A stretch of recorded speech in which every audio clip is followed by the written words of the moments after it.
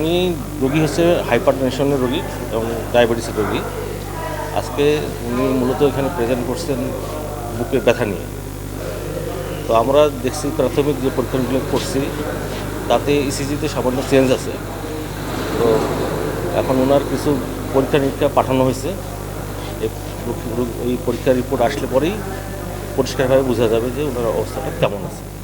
এই মুহূর্তে তার প্রেশার অন্যান্য প্যারামিটার ভালো আছে। এই জন্য আমরা প্রাথমিক ধরে নিচ্ছি যে ওনার হার্টে অ্যাটাক হওয়ার সম্ভাবনা আছে।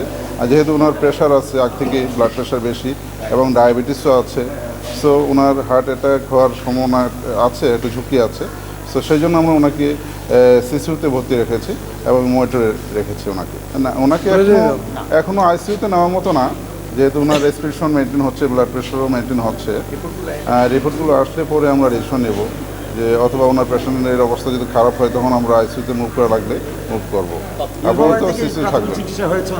জি, সৈয়দপুরে ওনাকে কিছু বেজলাইন ট্রিটমেন্ট দেওয়া হয়েছে, লোডিং ডোজ দেওয়া হয়েছে, যেটা ওখানে সম্ভব ছিল ওনারা সেটা করেছেন। বাকিটা আমরা এখানে দিচ্ছি।